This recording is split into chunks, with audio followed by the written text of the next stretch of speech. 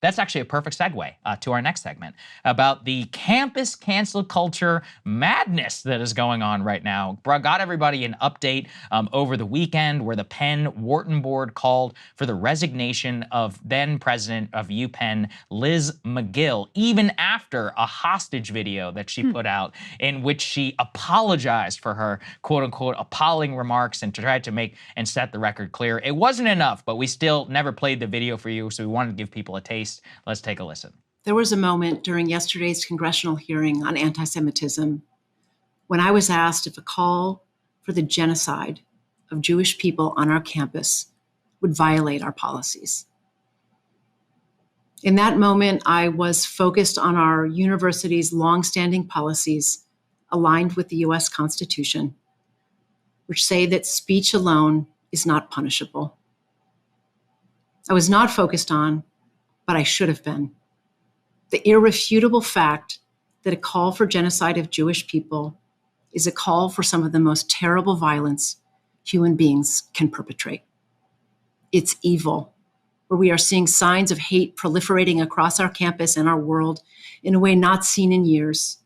These policies need to be clarified and evaluated. Clarified and evaluated. So even though she basically caved in the video and was like, okay, guys, I'll just make our speech policies on campus even more draconian and stupid, wasn't enough for the donors and for the board. Let's go and put this up there on the screen. The president, Liz McGill, has officially now resigned amid the quote-unquote controversy over anti-Semitism. And at least they're honest here. After leaving from intense pressure from donors, politicians, and alumni. I think donors and the politicians going to be the #1 and #2 forces. You had everybody from the freaking governor of Pennsylvania, Josh Shapiro, Chuck Schumer, Elizabeth Warren even, all these so-called like people who stand for liberal values and all of this who came out on top of the billionaire hedge fund manager Bill Ackman, who has been the ringleader, and multiple other billionaires, including one who said he would withhold a $100 million donation from the University of Pennsylvania.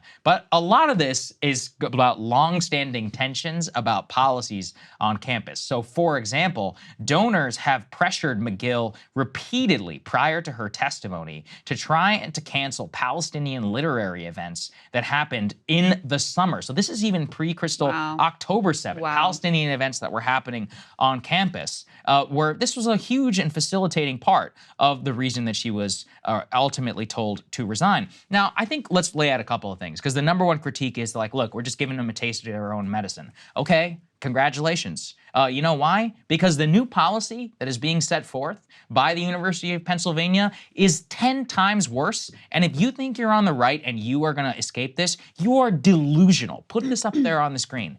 This is the new policy that is being floated. The Wharton Board of Advisors has proposed this resolution that will punish any student or faculty member that, quote, uses hate speech or celebrates murder or genocide. Students will not celebrate or advocate for the murder, killing, genocide, or annihilation of any individual classmate, quote, or any group of individuals in our community. Students, faculty, and employees will not engage in hate speech, whether veiled or explicit, that incites violence. Students will not use language that threatens the physical safety of community members. Students who violate the above standards will be subject to immediate discipline. And I laid this out over the weekend, Krystal, but I want you to weigh in here as well. Yeah. The initial value of the judgment was this: anybody who calls for a harm to another group of people should be immediately expelled. Well, what the hell does that mean? We've now lived through a decade of safetyist language where writing op-eds is considered violence against black people, where believing in sex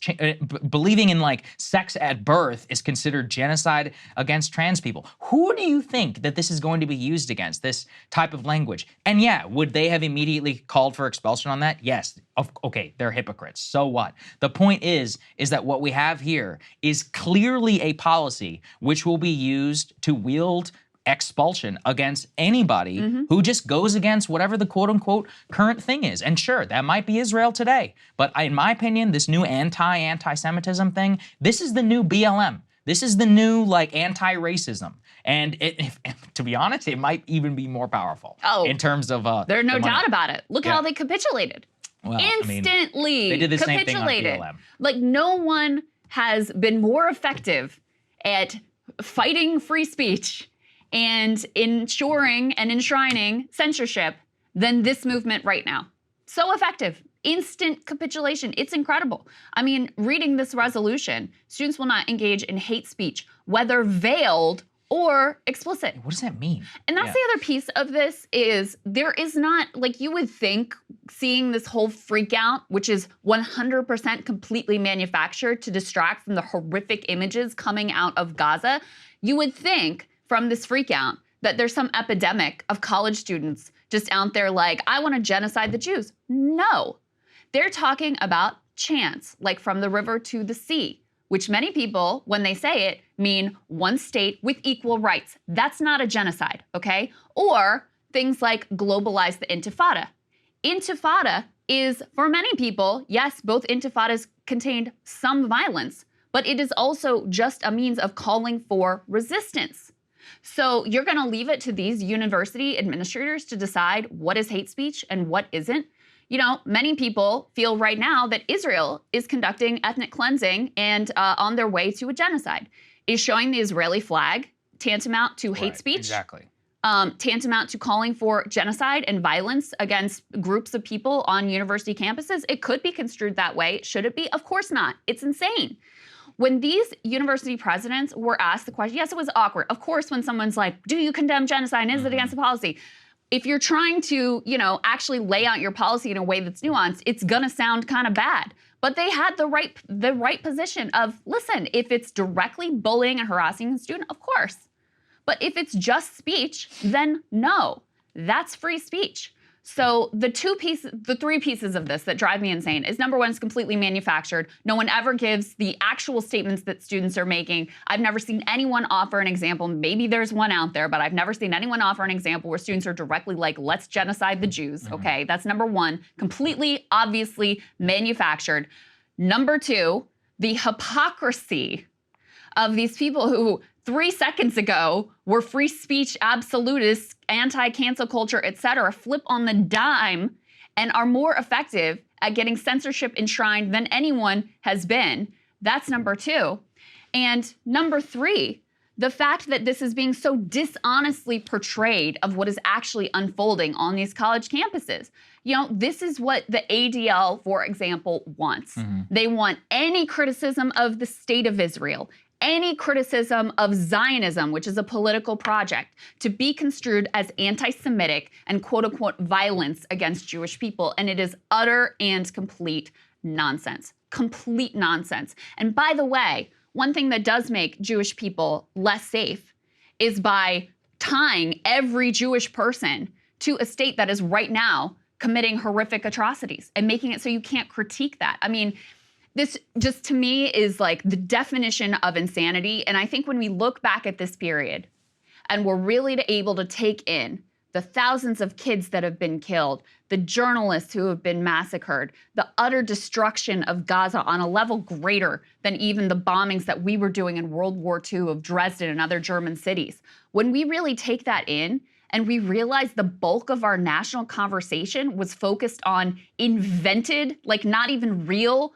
calls for genocide on college campuses that didn't even happen, we're gonna think this was utterly and completely insane. But right now, so many people are just caught up in the moment. Yeah, this is this is what they do. It's pretty amazing. Let's go and put this up there on the screen too, so you can see this. We've got actresses like Noah Tishby, Amy Schumer, Deborah Messing, who are now calling for the FBI to investigate these groups on campuses and for quote universities to ban them everywhere. Oh my God. This is for Glenn Greenwald. The FBI probably already is investigating them, by the way. Yeah, that's the irony of it. They almost certainly are. And then I actually appreciate this one the most because this person just came out and put it all in the open. Let's put this next piece up on the screen. I actually want to read some of it to you. To fight anti-Semitism on campuses, we must restrict speech. This is Professor Claire Finkelstein, a Biddle Professor of Law and Philosophy at the University of Pennsylvania. She is also a member of the school's Open Expression Committee and chair of the Committee on Academic Freedom. Can you believe that? This is the law school chair of Academic Freedom and Expression Committee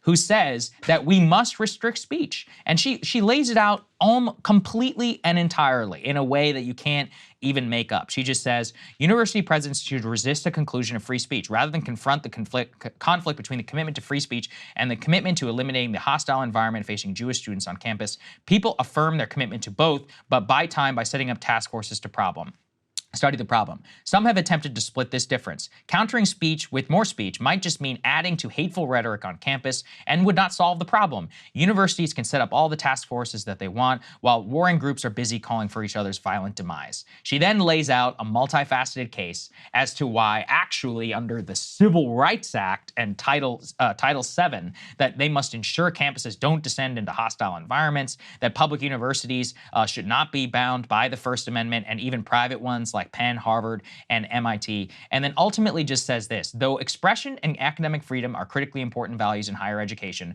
there are other values that universities must promote as well, like encouraging civil dialogue, cultivating critical listening, and developing the skills to build community relationships. So there's basically everything you want for a censorship-minded person in here, and this absolutely. is safetyism. This is just pure safetyism in a nutshell. It's what I've fought against from BLM to this trans nonsense to now this. They're all the exact same in terms of the way that they phrase their rhetoric. Everything is genocidal. Everything is calling for elimination. Maybe the other side has a point, as you said, calling for global intifada. Maybe you should ask somebody what they mean by that. You should ask somebody about the phrase or whatever, from the river to the sea. Some people might mean wiping off the face of Israel. Maybe some people mean another thing. And I'll even say something even more controversial. I believe in the First Amendment, and I believe in the complete First Amendment guidance. Even if you were calling for genocide, I don't think you should be expelled. Agreed. I'll say it. Same on Kanye. He tweeted out the swastika. Fine, sorry, it's a free country. You can do that in this country, and I think you should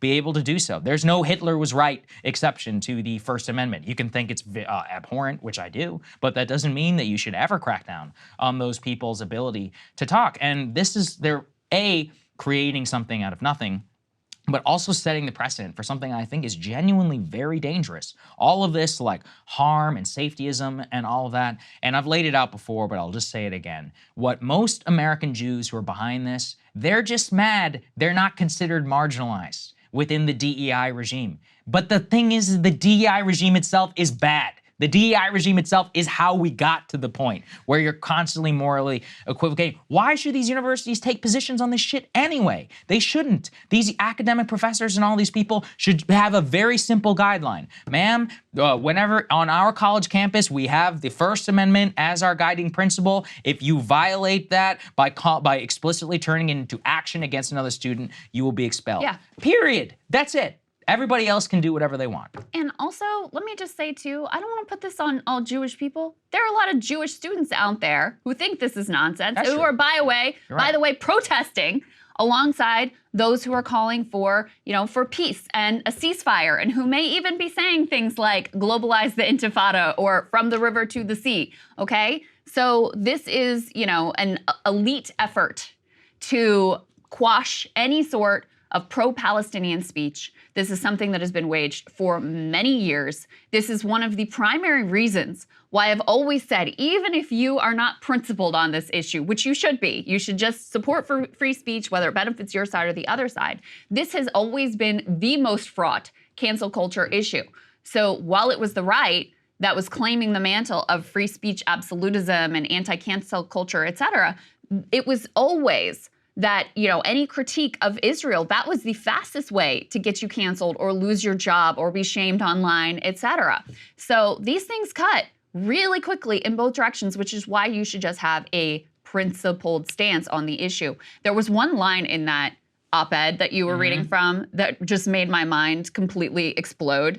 She writes, privileging free speech on campus relative to other values emphasizes skills that pose the greatest challenge to our democracy and fails to cultivate the skills democratic societies most need. What? So being for free speech is bad for democracy? I mean, this is insanity. This goes against, the entire idealized American democratic project. And I just think it comes from, you've got a lot of cynical actors here who just, they want to weaponize it when it's convenient for them. That's very clear. But I also think that this whole safetyism instinct and this whole quote unquote pushback against free speech comes from an America that is really lacking in confidence, from people who don't trust each other, who've been told that, 50% of the country is evil, and so they have to be contained and they have to be controlled. And it is the first step to, increased authoritarianism and this sort of police state attitude that is anathema to an actual vibrant functioning democracy. So, to read this in the Washington Post and really wrap your head around what this person is arguing, it just makes you completely crazy. Hey guys, if you like that video, go to breakingpoints.com, become a premium subscriber, and help us build the best independent media organization on the planet. That's right. We're subscriber funded. We're building something new. We want to replace these failing mainstream media organizations. So again, to subscribe, it's breakingpoints.com.